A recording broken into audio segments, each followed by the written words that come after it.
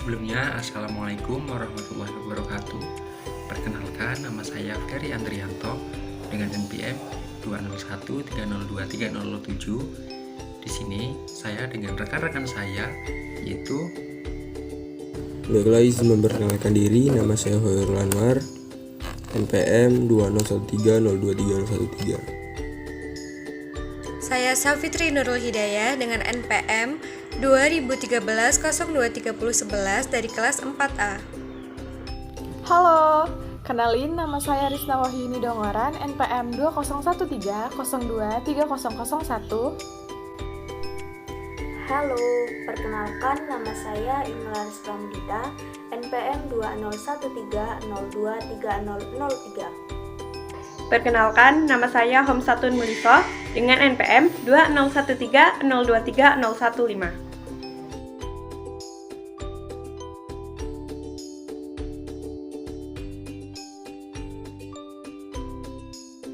sebelum masuk ke materi, kakak akan memberikan persepsi yang berupa beberapa fenomena yang sering terjadi atau terjadi dalam kehidupan sehari-hari.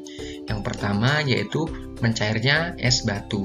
Nah, kita tahu bahwa es batu ini tuh wujudnya padatan. Nah, jika kita taruh di ruang terbuka dengan suhu ruang, maka es batu ini lama-kelamaan akan mencair. Namun, es batu tersebut mencair dengan cukup lambat.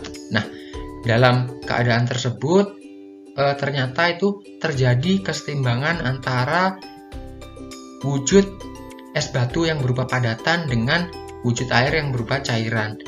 Nah, sebagian air yang berupa cairan tersebut akan kembali membeku menjadi es batu, dan es batu tersebut akan mencair menjadi air yang berupa wujudnya cairan. Nah, kesetimbangan tersebut disebut dengan kesetimbangan cair padat atau padat cair. Nah, untuk materi kesetimbangan padat cair ini kita akan bahas pada video kali ini. Nah, kalian tetap simak videonya sampai akhir ya, agar dapat memahami materi tentang kesetimbangan padat cair. Kemudian fenomena yang kedua yaitu pada saat kita merebus air atau memanaskan air. Nah, saat memanaskan air tentunya lama-kelamaan air tersebut akan mendidih dan menghasilkan uap air. Nah, uap air ini berupa air dalam wujud gas, dan sedangkan air dalam wadah tersebut merupakan air dalam wujud cairan. Nah, penguapan tersebut tidak serta-merta berlangsung dengan cepat, melainkan berlangsung dalam cukup lambat. Nah, dalam keadaan tersebut ternyata terjadi kesetimbangan antara air dalam wujud cairan dengan air dalam wujud gas, yang mana air dalam wujud cairan itu akan menguap menjadi air dalam wujud gas, dan sebaliknya air dalam wujud gas itu sebagian ada yang kembali mengembun menjadi air dalam wujud cairan. Nah, untuk kesetimbangan itu disebut dengan kesetimbangan cair gas. Nah, untuk materi kesetimbangan fase cair gas ini kita akan bahas juga dalam video kali ini. Jadi simak terus sampai akhir ya videonya. Dan untuk fenomena yang ketiga yaitu kalian tentu sudah tahu kan bahwa pada gambar tersebut adalah batu kemper atau yang sering kita sebut dengan kapur barus. Nah, kapur barus ini biasanya kita letakkan pada kamar mandi agar bau dari kamar mandi itu tidak menyengat atau lebih dominan dengan bau kapur barus. Nah, kita tahu bahwa kapur barus ini wujudnya berupa padatan atau solid. Nah, namun pada saat diletakkan di ruangan tersebut, kapur barus tersebut akan berubah wujudnya menjadi wujud gas. Namun perubahan wujud tersebut tidak serta-merta berubah secara cepat, namun berubah secara lambat. Nah, perubahan wujud dari kapur barus yang berupa padatan dan menjadi kapur barus yang berupa gas itu disebut dengan penyubliman. Nah, perubahan wujud tersebut ternyata terjadi kesetimbangan antara kabut barus yang wujudnya padatan dengan kabut barus yang berubah menjadi gas. Nah, kesetimbangan tersebut disebut dengan kesetimbangan fase padat gas. Nah, untuk penjelasan materi tentang kesetimbangan padat gas itu juga akan dibahas pada video kali ini.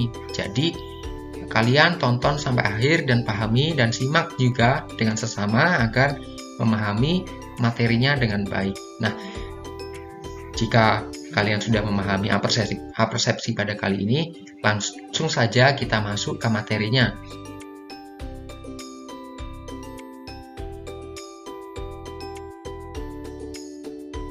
Materi yang kita bahas kali ini yaitu kesetimbangan cair gas. Kesetimbangan cair gas ini dapat kita buktikan dengan suatu percobaan yang mana kita menempatkan suatu cairan dalam tabung vakum, yang mana tabung vakum ini terhubung langsung dengan pipa U yang berisi cairan merkuri. Nah, pada saat dipanaskan, cairan merkuri ini berubah ketinggiannya yang di kiri, terjadi perubahan ketinggian. Namun, lama-kelamaan ini perubahan ketinggian tersebut ternyata konstan. Nah, perubahan cairan merkuri yang konstan tersebut lama-kelamaan tidak ada perubahan lagi. Itulah yang menjadi kesimpulan bahwa terjadi kesetimbangan antara suatu cairan dengan suatu gas, atau terjadi kesetimbangan tekanan uap dalam suatu tabung vakum tersebut. Nah, untuk lebih jelasnya mungkin kita lanjut ke bagaimana sih cara melakukan percobaannya. Nah, yang pertama itu ada alat-alat yang dibutuhkan. Alat-alat yang dibutuhkan yaitu tentunya yang pertama ada kaki 3, kemudian kawat kasa, kemudian tabung vakum yang mana tabung vakum tersebut terhubung langsung dengan tabung U yang berisi air raksa atau air merkuri. Dan kemudian ada pembakar spiritus. Bahan yang digunakan yaitu cukup satu, yaitu aquades atau air. Nah, pertama-tama yang kita lakukan yaitu menyusun kaki 3 dengan bunsen atau pembakar spiritus sedemikian rupa. Kemudian kita letakkan kawat kasa tersebut di atas kaki 3. Kemudian setelah itu tabung vakum yang telah kita isi dengan air sebanyak setengah dari tinggi tabung vakum tersebut kita letakkan di atas kawat kasa. Kemudian setelah itu kita nyalakan pembakar spiritus tersebut guna untuk memanaskan air yang terdapat pada tabung vakum tersebut. Setelah beberapa saat pemanasan, ternyata muncullah uap-uap dari air tersebut. Setelah beberapa lama terjadi perubahan, dapat kita lihat terjadi perubahan pada cairan merkuri pada tabung U. Terjadi perubahan ketinggian, namun setelah beberapa saat ketinggian dari air merkuri tersebut itu tetap atau konstan dan tidak terjadi perubahan ketinggian lagi. Nah, inilah yang disebut dengan kesetimbangan tekanan uap, atau terjadi laju penguapan dari air sama dengan laju pengembunan dari uap-uap air tersebut, sehingga tidak terjadi perubahan ketinggian air merkuri. Nah, untuk melihat untuk lebih jelasnya mungkin kita lihat animasi submikroskopiknya, yaitu berikut. Kita lihat bahwasannya molekul-molekul air yang dalam fase cairan itu akan berubah menjadi fase gas.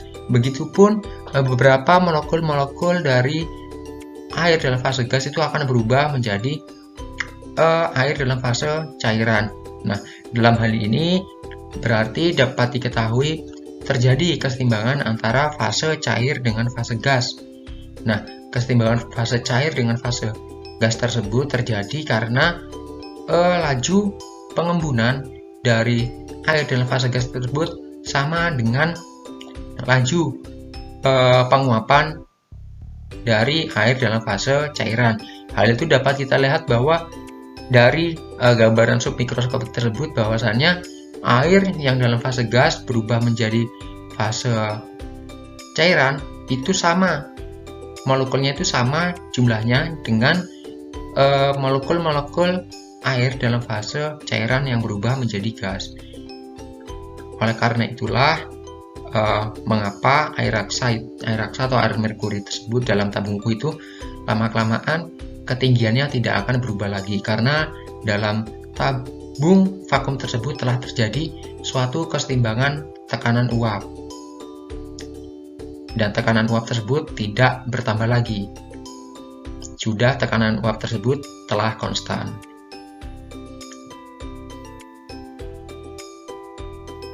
Mungkin bisa dipahami ya mengenai penjelasan percobaan tentang kesetimbangan tekanan uap antara fase cair dengan fase gas. Nah, mungkin untuk memahami lebih dalam lagi, langsung saja kita menuju ke pembahasan materinya. Baiklah, materi selanjutnya adalah kesetimbangan dari cair ke uap. Molekul-molekul dalam cairan tidak menetap dalam kisi yang kaku. Laju tumbukan molekul-molekul dalam fase cairan lebih tinggi dibandingkan dalam fase gas. Suatu keadaan di mana molekul dalam fase cairan memiliki energi kinetik yang cukup untuk meninggalkan permukaan disebut dengan penguapan. Penguapan adalah proses di mana zat cair diubah menjadi gas. Bila suatu cairan menguap, molekul-molekul gasnya memberikan tekanan uap. Energi kinetik molekul dalam fase cairan sangat bergantung pada suhu. Semakin tinggi suhu, maka semakin besar energi kinetiknya, dan menyebabkan semakin banyak molekul yang meninggalkan permukaan. Berikut ditampilkan distribusi energi kinetik molekul dalam fase cairan pada suhu yang berbeda. Pada kurva A itu pada T1 dan pada kurva B pada T2 yang suhunya lebih tinggi. Perhatikan bahwa pada suhu yang lebih tinggi, kurvanya menjadi rata. Area yang diarsir itu menunjukkan jumlah molekul yang memiliki energi kinetik sama dengan atau lebih besar dari energi kinetik E1. Di mana semakin tinggi suhunya, maka semakin banyak jumlah molekul dengan energi kinetik yang tinggi. Selanjutnya adalah tekanan uap. Saat cairan menguap, molekul gasnya memberikan tekanan uap. Kemudian setelah beberapa molekul meninggalkan cairan, terbentuklah fasa uap. Tekanan uap hanya dapat terukur apabila sudah terdapat cukup banyak uap. Saat konsentrasi molekul dalam fasa uap meningkat, beberapa molekul akan kembali ke fase cair. Hal inilah yang disebut dengan pengembunan, di mana laju penguapan adalah tetap pada suhu tertentu, sedangkan laju pengembunan meningkat dengan meningkatnya konsentrasi molekul dalam fasa uap. Nah, berikut ditampilkan gambar untuk mengukur tekanan uap larutan. Perhatikan pada gambar A, awalnya cairan itu dibekukan sehingga tidak ada molekul dalam fase uap. Kemudian pada gambar B, dilakukan pemanasan di mana fase cair akan terbentuk dan penguapan dimulai. Pada kesetimbangan, jumlah molekul yang meninggalkan cairan akan sama dengan jumlah molekul yang kembali ke cairan. Perbedaan ketinggian atau H itu menunjukkan bahwa tekanan uap kesetimbangan cairan pada suhu yang ditentukan. Selanjutnya ialah kesetimbangan dinamis.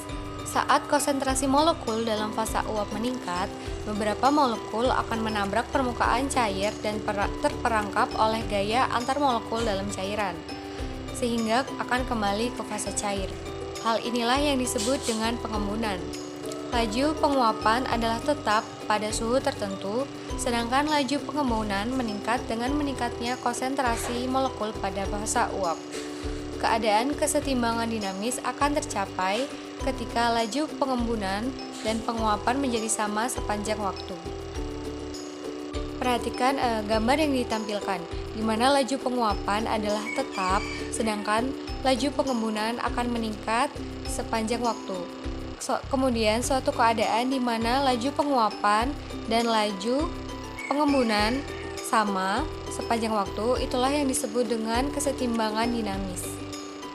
Materi selanjutnya ialah mengenai kalor penguapan dan titik didih. Ukuran seberapa kuat molekul dipertahankan dalam cairan disebut dengan kalor penguapan molar. Kalor penguapan molar ialah energi yang dibutuhkan untuk menguapkan 1 mol cairan. Hubungan antara tekanan uap cair atau P dengan suhu mutlak atau T dinyatakan dengan persamaan Clausius-Clapeyron, di mana ln P sama dengan minus delta H penguapan dibagi dengan RT plus C, di mana ln ialah logaritma natural, R adalah konstanta gas, yaitu 8,314 J per kmol, dan C adalah konstanta. Samaan Clausius-Clapeyron ini dapat diubah dalam bentuk linier, yaitu Y sama dengan mx plus B. Dengan cara ln P itu sebagai Y, delta H penguapan dibagi dengan R ialah sebagai M, 1 dibagi dengan T sebagai X, dan C sebagai B. Kemudian bagaimana jika ingin mengukur tekanan uap cairan namun pada 2 suhu yang berbeda? Nah, kita dapat menurunkannya dari persamaan Clausius-Clapeyron, di mana ln P1 dibagi dengan P2 sama dengan delta H penguapan dibagi dengan R dikalikan dengan 1 per T2 dikurangi dengan 1 per T1.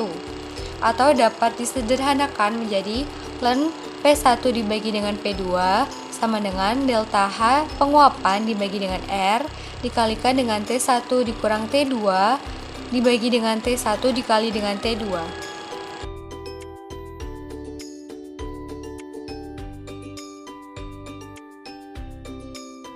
Selanjutnya di sini saya akan menampilkan animasi mengenai kesetimbangan cair dan padat.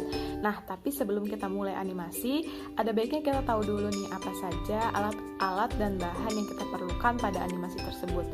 Adapun alat yang kita gunakan adalah termos dan termometer. Nah, di sini termometernya sekaligus bisa mengukur tekanan. Selanjutnya bahan yang kita perlukan adalah aqueous atau H2O dalam fase liquid dan batu es atau H2O dalam fase solid. Nah, di sini kita sudah ada termos. Untuk melihat isi dari termos tersebut, kita zoom bagian dalam termos. Setelah di zoom, tampilannya seperti ini. Kemudian di sini kita sudah memiliki termos yang berisikan air dalam fase liquid dan air dalam fase solid. Selanjutnya kita buka tutup dari termos tersebut dan masukkan termometer untuk mengukur temperatur dan tekanan. Setelah terukur, ternyata temperaturnya adalah 273 Kelvin dengan tekanan 1 atmosfer. Nah, karena air dalam keadaan terisolasi, maka massa dari air dalam fase solid maupun massa dari air dalam fase liquid tidak akan berubah dalam suhu dan tekanan yang konstan. Selanjutnya, kita klik lingkaran hitam untuk melihat animasi submikroskopiknya. Air dalam fase liquid berubah menjadi air dalam fase solid disebut dengan membeku. Kemudian air dalam fase solid berubah menjadi air dalam fase liquid disebut dengan mencair. Dapat dilihat bahwa beberapa molekul air dalam fase liquid tertarik ke molekul air dalam fase solid yang disebut dengan proses kondensasi. Kemudian pada waktu yang bersamaan beberapa molekul air dalam fase solid juga tertarik ke dalam air dalam fase liquid. Nah, pada keadaan kesetimbangan, laju konversi molekul air dalam fase solid menjadi air dalam fase liquid sama dengan laju konversi air dalam fase liquid menjadi air dalam fase solid. Nah, maka dapat disimpulkan bahwa kesetimbangan cair dan padat terjadi apabila laju perpindahan air dalam fase solid menjadi air dalam fase liquid sama dengan laju perpindahan air dalam fase liquid menjadi air dalam fase solid pada temperatur dan tekanan yang konstan. Selanjutnya yaitu kesetimbangan cair padat. Perubahan dari cair menjadi padat disebut pembekuan, dan proses kebalikannya yaitu dari padat mencair disebut pelelehan atau peleburan. Titik leleh, suatu padatan atau titik beku suatu cairan adalah suhu pada saat fase padat dan cair berada dalam keseimbangan. Kita juga akan mengenal titik leleh normal atau titik beku normal suatu zat, yaitu titik leleh atau titik beku yang diukur pada tekanan 1 atm. Keseimbangan cair padat yang sangat dikenal adalah keseimbangan air dan es. Pada 0 derajat Celcius dan 1 atm, keseimbangan dinamis tersebut dinyatakan dengan H2O fase solid, reaksi keseimbangan menjadi H2O fase liquid. Jadi, air dan es ini bisa mengalami keseimbangan dinamis, di mana es bisa mencair menjadi air dan kemudian air bisa membeku atau menjadi fase padat membentuk es.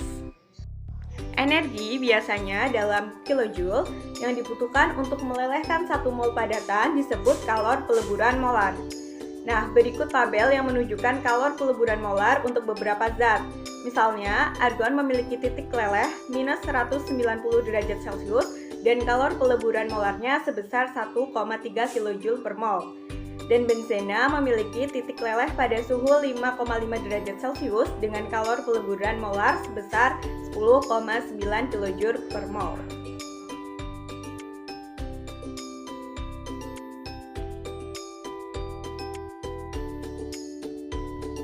Baiklah, untuk materi yang selanjutnya yaitu materi mengenai kesetimbangan padatan dan gas atau solid vapors equilibrium. Nah, untuk itu percobaan yang dapat dilakukan yaitu yang pertama, menyiapkan alat berupa spatula atau sendok dan 1 buah tabung bertutup atau vessel. Kemudian yang kedua, bahannya yaitu berupa padatan dari iodium atau iodin padat. Nah, untuk langkah yang pertama yaitu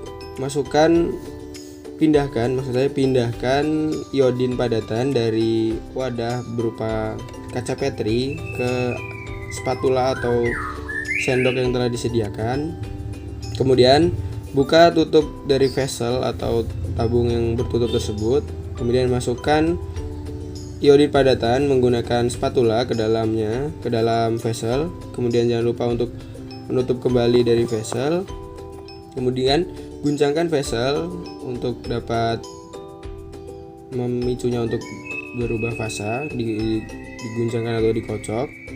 Kemudian setelah dikocok akan terbentuk gas berwarna ungu, atau di sini juga dapat dilihat dalam animasi tersebut ada gas yang mengambang. Itu merupakan gas iodin. Nah, untuk itu ini juga dapat dilihat untuk submikroskopiknya, yaitu di sini terjadi ada partikel yang bergerak, yaitu terjadi kesetimbangan antara fasa padat dan fasa gas dari iodin. Nah, kesetimbangan dalam fasa padat dan fasa gas iodin ini di sini dapat dilihat bahwa proses laju reaksi pembentukan iodin padatan dan iodin gas itu memiliki laju yang sama, sehingga dalam hal ini terjadi kesetimbangan. Baik, terima kasih moderator. Selanjutnya saya akan melanjutkan materi tentang keseimbangan fasa padat uap. Sebelumnya, pernahkah kalian melihat gambar di bawah ini? Gambar tersebut merupakan gambar kapur barus. Lalu, apa hubungannya dengan keseimbangan fasa padat uap? Jadi, dalam proses kapur barus terjadi proses penyubliman, di mana menyublim adalah bentuk transisi fase secara langsung dari padat menjadi gas atau uap tanpa melewati fase cair. Proses menyublim lebih mengacu pada perubahan fisik transisi, bukan kasus benda padat yang sudah dikonversi menjadi gas karena reaksi kimia. Selanjutnya, karena pada proses penyubliman disertai dengan perubahan harga entalpi molar, yaitu H sublimasi, maka persamaan Clapeyron pada penyubliman dapat ditulis menjadi D ln P sama D ln P per dt sama dengan delta H sublimasi per RT2. P sama dengan T bintang E pangkat min C dengan C sama dengan delta H sublimasi per R dikali 1 per T min 1 per T bintang. Karena tekanan uap sublimasi tergantung pada suhu, maka dari persamaan di atas, nilai entalpi sublimasi lebih besar dibanding dengan nilai entalpi penguapan. Nah, materi selanjutnya adalah diagram fasa air. Berikut ini disajikan gambar diagram tekanan terhadap suhu pada air. Nah, hal-hal yang harus diperhatikan yang pertama yaitu ada garis gigi. Garis gigi ditandai dengan garis A sampai dengan C. Garis tersebut merupakan transisi atau perubahan fase cair dan fase gas. Kemudian ada garis beku yang ditandai dengan garis C sampai D, yang merupakan transisi atau perubahan fase cair dan fase padat. Kemudian ada garis sublimasi yang ditandai dengan garis A sampai dengan garis C, yang merupakan transisi atau perubahan fase gas dan fase padat. Selanjutnya adalah titik didih. Titik didih ditandai dengan titik D. Kemudian ada titik beku yang ditandai dengan titik D, dan ada titik triple yang ditandai dengan titik C yang merupakan perpotongan antara garis didih, garis beku, dan garis sublimasi. Selanjutnya adalah diagram air versus larutan. Berikut ini disajikan gambar tekanan terhadap suhu pada air dan larutan gula dengan keterangan yang pertama ada titik F yang merupakan titik beku larutan, titik B merupakan titik beku pelarut, titik D merupakan titik didih pelarut, titik G merupakan titik didih larutan, titik E merupakan titik triple larutan, titik C merupakan titik triple pelarut, titik C sampai dengan D merupakan garis beku pelarut, titik E sampai dengan F merupakan garis beku larutan, titik C sampai dengan D merupakan garis didih pelarut, dan titik E sampai dengan D merupakan garis didih larutan. Tadi ditunjukkan bahwa garis E sampai dengan F merupakan garis beku larutan. Nah, garis E sampai dengan F tersebut lebih rendah dibanding garis pelarutnya, yaitu garis C sampai dengan D. Lalu garis didih larutan, yaitu garis E sampai dengan D, akan lebih rendah dibanding dengan garis didih pelarutnya, yaitu garis C sampai dengan D. Nah, penurunan tekanan uap larutan tersebut akan sangat mempengaruhi larutan yang ditandai dengan titik G dan titik beku larutan yang ditandai dengan titik F. Dengan kesimpulan, larutan memiliki titik didih lebih besar dibanding dengan pelarutnya.